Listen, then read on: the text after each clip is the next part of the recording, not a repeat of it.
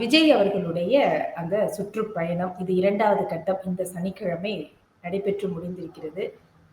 நாகை, திருவாரூர் 2 இடங்கள்ல பேசியிருக்கிறார். அவருடைய இந்த முறை பேச்சு, அந்த கூட்டம் இதெல்லாம் எப்படி பார்க்குறீங்க?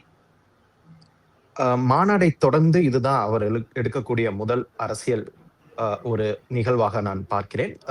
போன வாரம் திருச்சியில இந்த நிகழ்வு நடைபெற்றது. திருச்சி, அரியலூர், பெரம்பலூர்.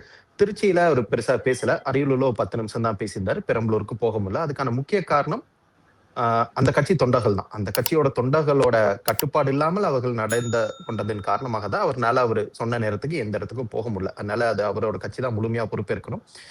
இன்றைய தினம் நாகப்பட்டினம், திருவாரூர் 2 மாவட்டங்கள்ல பேசியிருக்கார். நாகப்பட்டினத்துல ஒரு கொஞ்சம் அந்த இஷ்யூ ஸ்பெசிபிக்கான அந்த இஷ்யூ அந்த மக்கள் நாகப்பட்டினத்தை சார்ந்திருக்கக்கூடிய மக்கள் சந்தித்து வரும் பிரச்சனைகள் தொடர்பாக அவர் பேசியிருக்கிறார். அதுல கொஞ்சம் மாற்றம் தெரியுது. பொதுவாகவே 2 மாநாட்டிலும் பொதுவாகவே டிஎம்கேவையும் பிஜேபியும் மட்டுமே அட்டாக் பண்ணக்கூடிய விஜய் இந்த முறை கொஞ்சம் ஸ்பெசிபிக்கா நேரோடன் ஆகி அந்தந்த ஏரியாவுக்கு லொகேஷனுக்கு ஸ்பெசிபிக்கான இஷ்யூஸையும் பேசியிருக்கிறதா நான் பாக்குறேன்.